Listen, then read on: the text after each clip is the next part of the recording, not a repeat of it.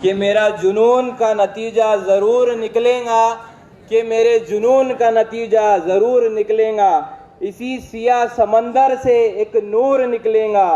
गिरा दिया है साहिल पर तो इंतजार ना कर, अगर वो डूब गया तो बड़ी दूर निकलेगा, बड़ी दूर निकलेगा।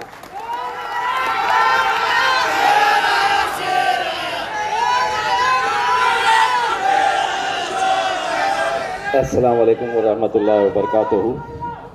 मजलिस इत्तेहादुल मुस्लिमीन के हमारी एग्जीक्यूटिव कमेटी के तमाम ज़िम्मेदारान, समीर साजिद बिल्डर साहब, यूसुफ पुंजानी साहब, अंजार भाई,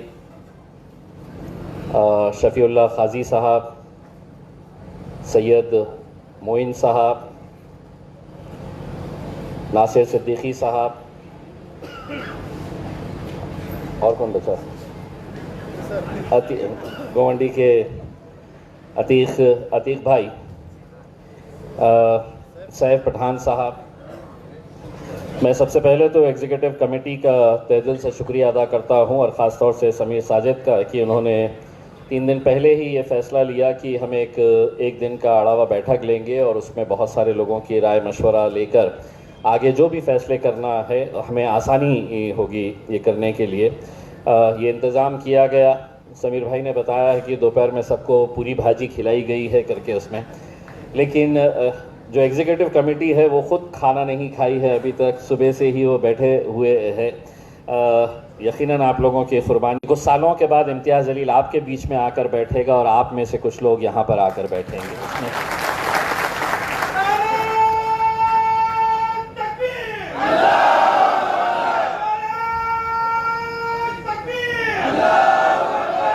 कुर्सी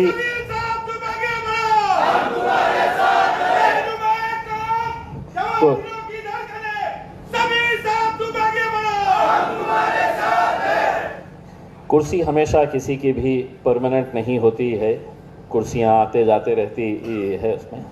आज अल्हम्दुलिल्लाह बैरिस्टर असदुद्दीन अवैसी साहब ने ये ज़िम्मेदारी मुझ पर सौंपी है, और आप लोग इतने सालों से मजलिस को जो ताकत बख्शे है, जो काम आप लोग मजलिस के लिए कर रहे हैं, मैं सिर्फ एक बात साफ़ करना चाहता हूँ कि लीडरशिप कैसे तैयार की जाती है। हर सियासी पार्टी के अंदर आपको अपना एक लीडर तैयार करना होता है। मुझे खुशी है कि इतने सारे लीडर्स अल्हम्दुलिल्लाह इम्तियाज़ जलील ने पैदा किया है उसके अंदर, और यही लोग अब आप लोगों के अंदर बहुत सारे लीडर्स पैदा करने की कोशिश कर रहे हैं, और इंशाअल्लाह अल्लाह हमें उसमें कामयाबी नसीब करेगा। आने वाले वक्त के अंदर आप लोग जैसा जानते हैं, और हमने कई बार सीट जीती है, मालेगांव में, धुलिया में एक सीट जीती है करके, आज मैं इतना यकीन के साथ कह सकता हूँ कि महाराष्ट्र के छोटे से छोटे गांव तक मजलिस इत्तेहादुल मुस्लिमीन पहुँच चुकी है उसमें। और ये उस वक्त हमें एहसास होता है जब हम किसी ज़िले के दौरे के ऊपर निकलते हैं और छोटे छोटे गाँव के अंदर वहाँ पर 100-100, 200-200, 500 बच्चे खड़े हुए होते हैं, और मैंने कई मरतबा ऐसा देखा है कि घंटों वो बच्चे इस इंतज़ार के अंदर रहते हैं कि हमारा अपना लीडर आने वाला है करके। ये लीडर कभी कोई और हुआ करते थे, हमारे बच्चे किसी और के लिए इंतज़ार किया करते थे उसमें, तब उनके दिल में इतनी खुशी नहीं होती थी। अब वो दिल से इंतज़ार करते हैं क्योंकि उनका अपना एक भाई आने वाला रहता है।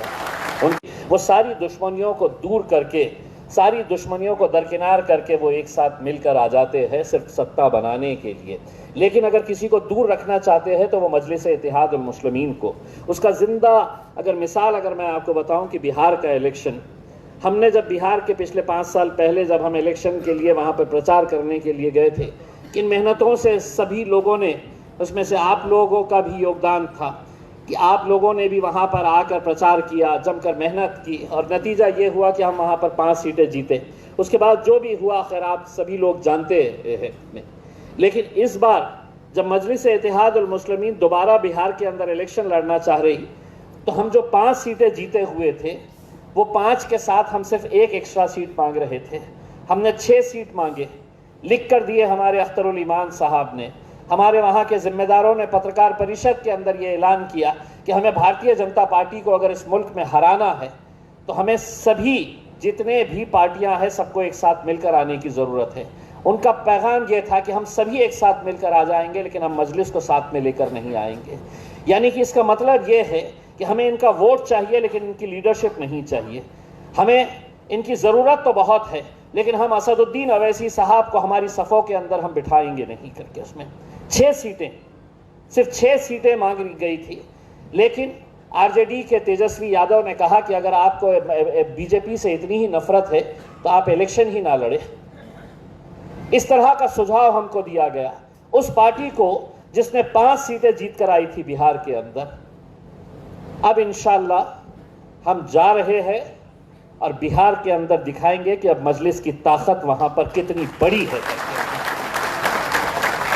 तुम हमारे एमएलएस को खरीद सकते हैं, खरीद लिए थे, लेकिन आज उनकी भी हालत देख लीजिएगा कि जिसके भरोसे के ऊपर वो गए थे उनको टिकट ही नहीं मिला है। सियासत ही उनकी ख़त्म हो गई है। इसीलिए जब आप लोगों को देखता हूँ तो एक बात, कोई जज्बात में आकर फैसले ना करे कि भाई मुझे टिकट नहीं मिला, मैं तो इतने सालों से था करके। मजलिस जब औरंगाबाद के अंदर आई थी, यकीन मानिए मेरे से पहले बहुत सारे ऐसे दीवाने थे जिन्होंने मजलिस का झंडा थामे हुए थे। इम्तियाज़ जलील तो पैराशूट से उतर कर आया, असदुद्दीन अवैसी साहब ने यह फैसला किया कि इम्तियाज़ जलील को टिकट देना है, लेकिन अल्हम्दुलिल्लाह यहाँ के वो नौजवान जो मजलिस का झंडा पकड़े हुए थे, उसमें बहुत सारे यहाँ पर मौजूद हैं। बहुत सारे लोगों ने वो मेहनत और मशक्क़त की थी, लेकिन असदुद्दीन अवैसी साहब का जब फैसला आया तो उन्होंने सबने उसके ऊपर लब्बैक कहा। ये जब इलेक्शन आते हैं महानगर पालिका का ख़ास तौर से, तो सबसे ज़्यादा अगर कोई टेंशन में रहता है, सबसे ज़्यादा अगर कोई किसी की नींद हराम होती है तो वो इम्तियाज़ जलील की होती है। वो इसलिए होती है कि हम बहुत सारे रिश्ते बनाते हैं, लेकिन इलेक्शन का जब वक्त आता है, मैंने मेरे इलेक्शन के वक्त में एक नज़्म सुनाई थी कि आहिस्ता चले ज़िंदगी कई कर्ज चुकाना बाकी है, तो उसमें एक मिसरा था, कुछ रिश्ते बन के टूट गए, कुछ बनते बनते छूट गए। तो ये इलेक्शन एक ऐसा इलेक्शन है कि जहाँ पर टिकट मांगने वाले तो बहुत रहेंगे, लेकिन फैसला किसी एक को पर किया जा सकता है। और यकीनन कोई भी सियासी पार्टी जब कोई फैसला करती है तो कोई हारने के लिए नहीं करती है, जीतने के एतबार से ही करती है। लेकिन उम्मीदवार को ऐसा लगता है कि नहीं, मेरे से बेहतर कैंडिडेट कोई हो नहीं सकता है करके, मुझे ही मिलना चाहिए था। उसमें सियासी जमातें उसी वक्त कामयाब होगी जब आप अपने क़ायद, अपने पार्टी के सीनियर्स के फ़ैसलों को कबूल करेंगे। उसमें समीर साजिद की ये मोहब्बत है कि वो कहते हैं कि इम्तियाज़ जलील फ़ैसला लेगा करके। अगर इम्तियाज़ जलील अगर फ़ैसला अकेले अगर लेगा तो शायद ये कमेटी बनाता नहीं था इम्तियाज़ जलील, शायद वो जिम्मेदारियां इन लोगों के ऊपर देता नहीं था। मैं खुद बैठता था, मैं खुद फैसला करता था उसमें कि जिसको देने का है करके। लेकिन आज अगर हमने ये कमेटी बनाए और ये कमेटी के अंडर में भी और सब कमिटीज़ बनाई जा रही है, जैसे कोऑर्डिनेटर्स बनाए जा रहे हैं, जैसे जिम्मेदार बनाए जा रहे हैं, किसी की सरपरस्ती के अंदर इलेक्शन लड़ा जा रहा है, वही लोग फैसला करेंगे, फैसला करके अपनी रिपोर्ट देंगे, और जो भी कमेटी इसके ऊपर फैसला करेगी तो उस हिसाब से फैसला लिया जाएगा, निर्णय लिया जाएगा। ये बात बिल्कुल सही है कि लोग समझते हैं इनको क्या, मेरा तो डायरेक्ट कनेक्शन इम्तियाज़ जलील से है, मैं इनको क्यों सुनूंगा। और कुछ तो ऐसे है, इम्तियाज़ जलील कौन, मैं तो असद साहब, कोई एमएलए, मैं तो उनको भी जानता हूँ, तो ये मेरे को काट दिए या इसने भी काट दिया तो मैं ऊपर से लेके आऊँगा। नहीं मेरे भाई, असदुद्दीन अवैसी साहब की अगर शख्सियत को आप अच्छी तरह से समझेंगे तो आज बहुत सारे लोग महाराष्ट्र के उनके पास चले जाते हैं, वहीं से वो फ़ोन लगाते हैं और मेरे हवाले कर डालते हैं कि देखिए ये आए हुए हैं, इनको संभालिए। तो ये मत समझना कि खामोशी से चले जाएंगे, असद साहब को बता देंगे करके। मेरा और आपका मकसद क्या है, मजलिस मजबूत होना चाहिए, मजलिस कामयाब होना चाहिए करके, ये हमारे दोनों का मकसद है इसमें। और इस मकसद को हासिल करने के लिए हमें कई जगह के ऊपर कुर्बानियाँ देना पड़ेगा, यकीनन कुर्बानियाँ देना पड़ेगा उसमें। आज आपने देखे हैं कि मजलिस का दामन छोड़कर जो चले गए हैं कि साहब मुझे नहीं मिला तो मैं गया, और गया तो पूरी तरह से गया, अब कहीं का नहीं रहा।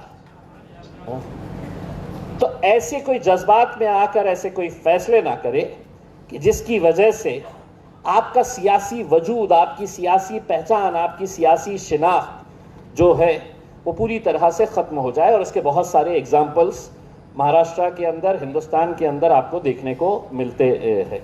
इसमें पंचायत समिति का इलेक्शन हो, ज़िला परिषद का हो, नगर अध्यक्ष का, नगर पालिका का, महानगर पालिका का, ये अगले 3 महीने ही है जो हम इन 3 महीनों के अंदर अगर सही तरीके से अगर मेहनत कर ले तो मैं असद साहब को इतना तो यकीन दिलाया हूँ कि साहब शायद आपको भी यकीन नहीं होगा, लेकिन इस बार महाराष्ट्र के अंदर जो मजलिस के नतीजे आएंगे वो आपको भी चौंका देंगे इंशाअल्लाह। क्योंकि हम जिस हालात से गुजर रहे हैं, अब हालात का मतलब ये है कि पुणे का शनिवार वाड़ा एक इतिहास है उसका, छत्रपति शिवाजी महाराज पेशवाओं का के दौर का वो एक मॉन्यूमेंट है। वहां पर अगर कोई लॉन के अंदर, हरियाली के अंदर कोई घूमने के लिए बच्चों के साथ आती है हमारी बहनें, नमाज का वक्त हुआ, वो वहां पे अगर बैठ के 2 मिनट के अंदर अगर अपनी नमाज पढ़ लेती है तो उसको किस तरीके से बड़ा मुद्दा बनाया जा रहा है। और हम कड़े शब्दों में इस बात की निंदा करते हैं कि वो नमाज पढ़ने वाली हमारी बहनों के ऊपर FIR रजिस्टर किया कि आपने उस शनिवार वाड़ा के अंदर आपने नमाज पढ़े है करके। अरे हमने नमाज अगर पढ़े हैं तो तुमने इस बात से उन बहनों से सीख लेना चाहिए कि देखिए वो आई थी घूमने के लिए, लेकिन अल्लाह की तरफ से आजान जब निकली वहां पर तो वो वहीं पर बैठ के नमाज पढ़ने लगे। ये मेरे कायद बैरिस्टर असदुद्दीन अवैसी साहब ने, चाहे वो फ्लाइट में हो, जलसे के अंदर जा रहे हो, लेकिन उन्होंने वहां पर नमाज पढ़ ली और केस रजिस्टर हो गया। तो आज हर रोज जब आपको गालियां दी जा रही है, हर रोज आप सोशल मीडिया के ऊपर ये देख रहे हैं कि किस तरीके से आपको निशाना बनाया जा रहा है, किस तरीके से आपके घरों के ऊपर बुलडोजर चलाया जा रहा है, FIR रजिस्टर किए जा रहे हैं, इसके लिए कौन उठ रहा है, कौन जवाब दे रहा है? आज हमें खुशी है कि अहमदनगर के हमारे बहुत मजबूत 4 नौजवान जो मजलिस के साथ जुड़े हैं और उनके साथ हजारों ऐसे लोग मजलिस के साथ जुड़े हैं, क्या हम सुनने के लिए पैदा हुए हैं कि तुम कुछ भी बोलेंगे हम सुनते रहेंगे करके उसमें। तो आज अल्हम्दुलिल्लाह आप लोगों की ताकत है कि जिसकी वजह से हम खड़े रह रहे हैं और डटकर उनका मुकाबला कर रहे हैं और बोल भी रहे हैं उनके खिलाफ। इसलिए बोल रहे हैं कि आप हमारे साथ खड़े हुए हैं करके। और हम वहां की पुलिस को भी बोल रहे हैं कि हम सुनने के लिए नहीं है। हम बार बार अगर कानून, अगर तुम ये समझ रहे हैं कि कानून उनके लिए अलग है, हमारे लिए अलग कानून है करके, तो तुम लगाओ जलसा उनका, लगाओ सभा उनकी और देने दो उन्हें हमें गालियां। उसके बाद हमारी सभा लगेगी और हमारी जबान कैसी है ये भी हम दिखा देंगे आपको। केस अगर उन पे नहीं होगा तो हम पे भी नहीं होगा, और अगर हमारे ऊपर होगा तो उनके ऊपर भी होगा। ये बोलने की हिम्मत आज के इस दौर के अंदर अगर कोई दिखा रहा है तो वो सिर्फ मजलिस इत्तेहादुल मुस्लिमीन दिखा रही है मेरे भाई। और अगर हम ऐसे ही सियासी तौर के ऊपर अगर हम बढ़ गए, कहाँ जा रहे हैं मुसलमान, तो साहब नहीं अजीत दादा भगवान का रूप हासिल कर लिए है, जैसा दादा के साथ ऐसी इतनी सी भी फोटो अगर आ गई तो बस गुस्ताख रसूल से वो महाराज नहीं है। गुस्ताख रसूल इस महाराष्ट्र सरकार का उप मुख्यमंत्री एकनाथ शिंदे भी है, जो जाकर वहां पर उनकी तायीद करता है। और मुसलमान वाह नहीं, मेरा नेता शिवसेना भगवे झंडे लगाकर, मफलरा लगाकर घूम रहे हैं करके। उसमें सियासत अपनी जगह के ऊपर मेरे भाई, लेकिन अगर तुम्हारा ईमान ही पुख्ता ना हो, तो तुम जिंदगी में कभी तरक्की नहीं कर सकोगे। इसमें सिर्फ गुलामी करने की तुम्हारी आदत हो जाएगी करके। और ऐसे माहौल के अंदर मजलिस इत्तेहादुल मुस्लिमीन पूरी ताकत के साथ खड़ी हुई है। उसमें मैं एक बात, ये बहुत सारे लोग ये कहते हैं कि साहब वो टिकट का सौदा कर रहा है, बेचने वाला है, बेच रहा है। 1 रुपया भी अगर किसी ने मांगा तो आपके पास मेरा नंबर है। कोई दुकानदारी धंधा नहीं चलने वाला है इलेक्शन के वक्त में, कोई दुकानदारी। हमने बहुत तजुर्बे के साथ ये फैसले लिए हैं। हाँ, यकीनन हमारे वसीम साहब, हम एक वेबसाइट तैयार कर रहे हैं, एक हमारी मेंबरशिप का ऑनलाइन प्रोसीजर हम तैयार कर रहे हैं। इंशाल्लाह अगले 8-10 दिन के अंदर वो तैयार हो जाएगा। आप लोग मजलिस के हैं, लेकिन आपका रजिस्ट्रेशन हमारे पास नहीं है। हमें महाराष्ट्र के अंदर देखना है कि कितने हमारे मेंबर्स हैं। तो बस आपको मोबाइल के ज़रिए स्कैन करना होगा। वो स्कैन करके आप अपना पूरा फॉर्म भर देंगे।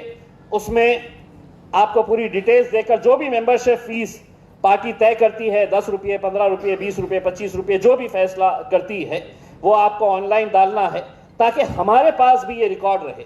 वरना हो ये रहा है कि हज़ारों लोग सुनने के लिए तो आ रहे हैं, लेकिन मजलिसी कौन है, रिकॉर्ड के ऊपर कौन है, ये अभी तक हमारे पास कोई डेटा अवेलेबल नहीं था उसमें। और हाँ, इलेक्शन का मतलब ये नहीं है कि साहब अब आज ये इतने बड़े प्रोग्राम को ऑर्गेनाइज करना, क्या ये हॉल मुफ्त में मिला है?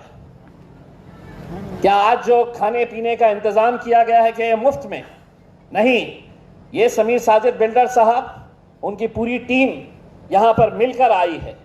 आप लोग एक बात समझ लीजिएगा, मुसलमानों को अगर अपनी क़यादत, दलितों को अगर अपनी क़यादत खड़ी करनी की है तो आपको हर चीज़ से आपको उसका योगदान देना पड़ेगा। उसमें हम, ऐसा नहीं है कि हम फॉर्म जो आ रहा है बांट देंगे करके। फॉर्म की अपनी फीस रहेगी, लेकिन वो भी सब ऑनलाइन रहने वाली है कि असदुद्दीन अवैसी साहब बैठ के देख सकेंगे कि नगर अध्यक्ष के 50 फॉर्म्स गए हैं तो 50 फॉर्म्स के जो भी फीस आएगी वो उसके अंदर रहेगी। और पार्टी के लिए अगर जिसके पास इस्तिताअत है, मजलिस बहुत बड़े करोड़पतियों की जमात नहीं है। मजलिस जो है वो दीवानों की, जुनूनियों की जमात है। इसमें कई जगह के ऊपर हो सकता है कि कैंडिडेट बहुत अच्छा है, आवाम के बीच में रहता है, बहुत शिद्दत से मेहनत करता है, लेकिन इलेक्शन लड़ते वक्त आपको कहीं ना कहीं कुछ ना कुछ पैसों की ज़रूरत पड़ती है, पैम्पलेट बनाने के लिए, प्रचार करने के लिए, स्टेज लगाने के लिए। जिसके पास इस्तिताअत है वो ऐसे कैंडिडेट्स की मदद करे, तब जाकर मजलिस आगे बढ़ेगी मेरे भाई, तब जाकर।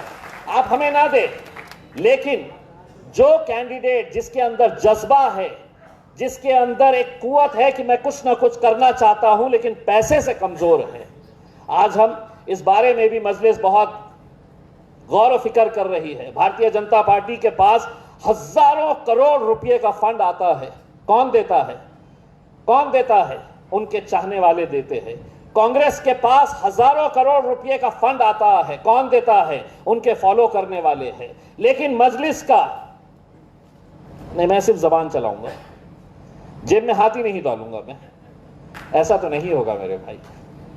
अगर हमें इलेक्शन लड़ना है, हमें इलेक्शन जीतना है, तो हर लिहाज से हमें अपना, कोई नौजवान है जो सोशल मीडिया के ऊपर बहुत स्ट्रांग है, बहुत मजबूत है, उसको आगे आकर अपनी एक टीम तैयार करना होगा। उसमें पूरे महाराष्ट्र के अंदर हम सोशल मीडिया की एक अच्छी टीम तैयार कर रहे हैं ताकि आपका काम हमारे पास तक पहुंचे और हमारा काम भी आपके पास तक पहुंचे है करके। इसमें तो हम सोशल मीडिया के ऊपर भी बहुत अच्छे तरीके से काम कर रहे हैं। इसमें वैसे मेरे हिसाब से हिंदुस्तान के अंदर अगर भारतीय जनता पार्टी अपने सोशल मीडिया टीम चलाती है लोगों को पैसा देकर, तो भारतीय जनता पार्टी से भी अच्छी सोशल मीडिया की टीम अगर किसी के पास है तो वह मजलिस इत्तेहादुल मुस्लिमीन के पास है मेरे भाई। ये आपको लग रहा होगा कि इतने सारे लोग हैं करके, अभी अगर ये लाइव चल रहा होगा तो आप देख लीजिएगा कि कितने हजार लोग अभी तक देख चुके हैं, और रात में जाकर देख लेना कि कई घंटों के अंदर कितने लाख लोग इसको देख चुके होते हैं करके इसमें। तो ये मजलिस की ताकत है, मजलिस के दीवानों की ताकत है जो आज हमारे साथ जुड़ रहे हैं। मैं एग्जीक्यूटिव कमेटी के तमाम जिम्मेदारान का तहे दिल से शुक्रिया अदा करता हूं, और एक बात ये कहना चाहता हूं कि बहुत जल्द जो एग्जीक्यूटिव कमेटी बनाई गई है उसके अंदर भी और भी फेरबदल किए जाने वाले हैं, और कुछ अच्छे लोगों को उसके अंदर जुड़ाया जाने वाला है ताकि ये कमेटी और मजबूत हो सके। और जो लोग छूट गए हैं, छूट जाएंगे, तो हो सकता है आने वाले उसके अंदर उनका काम देखकर उनको और अच्छे तरीके से जिम्मेदारियां दी जाएगी। एक चीज़ ये है कि अपने अपने जो ऑब्जर्वर्स हैं उन्होंने आप लोगों को कुछ ओहदे दे के रखे हैं। किसी को कोऑर्डिनेटर बनाया है, किसी को शहर अध्यक्ष, किसी को ज़िला अध्यक्ष, किसी को ये पद, किसी को वो पद, उन्होंने अपने तौर के ऊपर बनाए हैं। इसमें मैंने उनसे ये कहा है, जिस ज़िले की जिम्मेदारी आपने दिए हैं वहाँ के जिम्मेदार इलेक्शन के दूसरे दिन जब इंशाल्लाह हमसे मिलने के लिए आएंगे, आपने ये कह देना हमें कि हमको इस आदमी को जिला अध्यक्ष बनाना है, इसको शहर अध्यक्ष बनाना है, उसी दिन मजलिस का लेटर लेके चले जाना आपने। लेकिन नतीजे ही नहीं लेके आएंगे, लेकिन मुझे पद चाहिए, पद दो, पद दो, पद दो। कितने सारे लोग कहां कहां से सिफारिशें लगा रहे हैं कि मुझे ये बना दो, मुझे वो बना दो। क्यों? क्या आज यहां पर हमने पूरी बॉडी अगर बर्खास्त करे है तो क्या मजलिस नहीं चल रही है? मुझे पद देंगे तो ही मैं काम करूंगा, ऐसा नहीं होगा मेरे भाई। आप पद के हकदार हैं। मैं तो आपको यह कह रहा हूं कि इम्तियाज जलील, आपने ये दुआ करना, मैं ये दुआ करूंगा कि इंशाल्लाह कुछ सालों के बाद मैं आपके बीच में आके बैठूं और कोई ना कोई यहां पर महाराष्ट्र के सदर की हैसियत से यहां पर आकर बैठे। ये जज्बे के साथ अगर हम सब मिलकर काम करेंगे, इंशाल्लाह मजलिस आगे बढ़ेगी। बहुत लंबा दिन हुआ है, सुबह 11 बजे से आप लोग आए हैं, लेकिन कहीं ना कहीं आप जब वापस जाएंगे तो एक नई उम्मीद के साथ, एक नए जोश के साथ जाएंगे, और इंशाल्लाह यहाँ पर जो भी इलेक्शंस हो रहे हैं उसके अंदर हम दिल खोलकर पूरी शिद्दत के साथ मेहनत करेंगे। दुआ करिएगा कि मजलिस को बिहार के अंदर भी कामयाबी मिले, क्योंकि पूरा हिंदुस्तान देख रहा है कि बिहार के अंदर कैसे कैसे मुखालिफिन एक साथ मिलकर आ गए हैं मजलिस को हराने के लिए। इंशाल्लाह आपकी दुआएं, आप लोगों का साथ रहा तो पिछले बार से बहुत अच्छे नतीजे इंशाल्लाह इस बार बिहार के अंदर आएंगे, और इंशाल्लाह महाराष्ट्र में भी आएंगे। बहुत बहुत शुक्रिया। वाखिर दावाना अल्हम्दुलिल्लाह।